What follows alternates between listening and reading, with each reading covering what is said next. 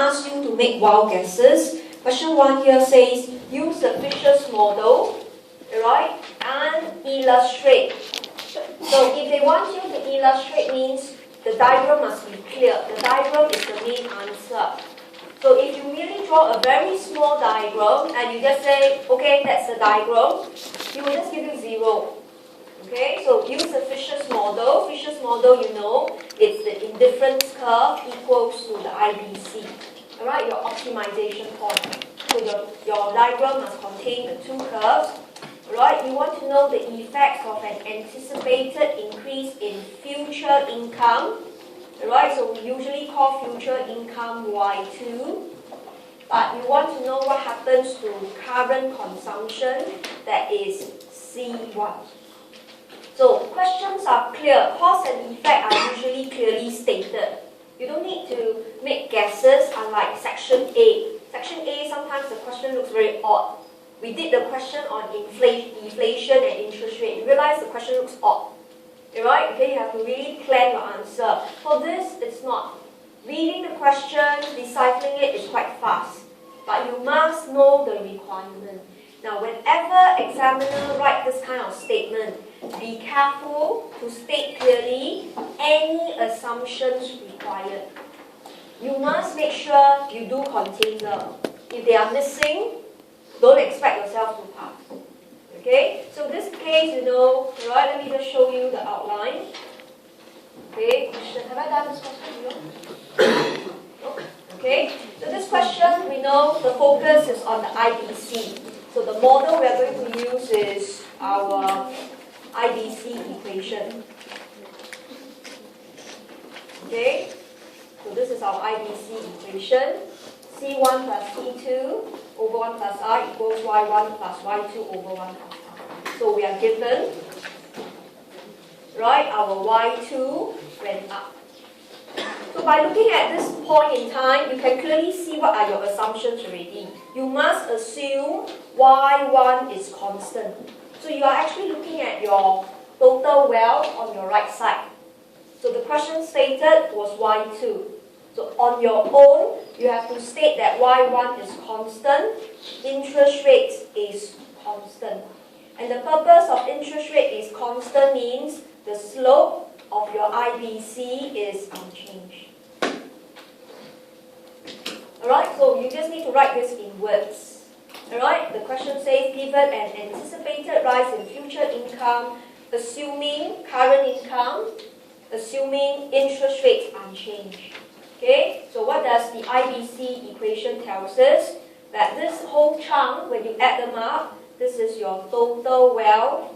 In this case, it has gone up. So what is this Fisherian approach? Fisherian says you would spend your total wealth and you would divide between two periods. Therefore, total consumption will go up, where C1 and C2 must both increase.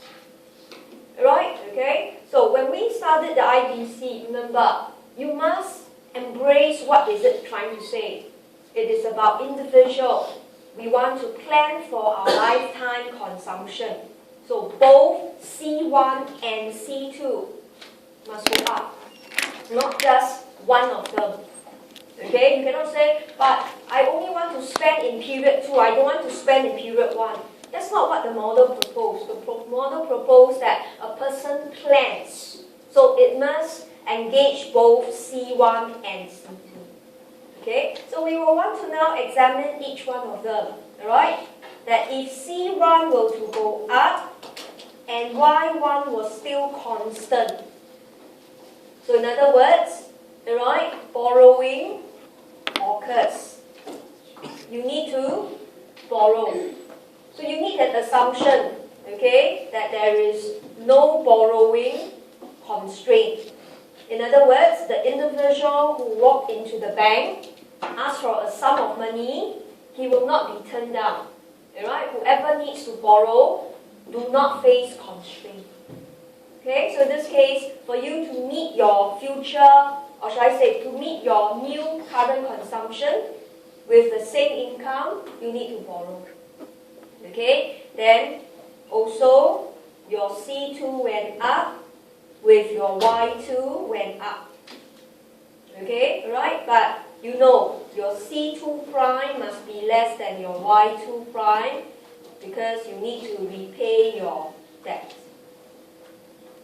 So although the question was merely asking a diagram to show where is your current consumption, but if it is 6 marks, a diagram usually only carry 1 to 2 marks. So you still need to fall back on analysis. So using the model, okay, kickstart it. Alright, use the given variable, look at how the change occurs. It will trigger C1, C2 to go up. But up to here, this entire analysis is usually only 1 mark. Right? You only use the equation to study cause and effect. So there's not much weightage. The entire topic is always about behavior.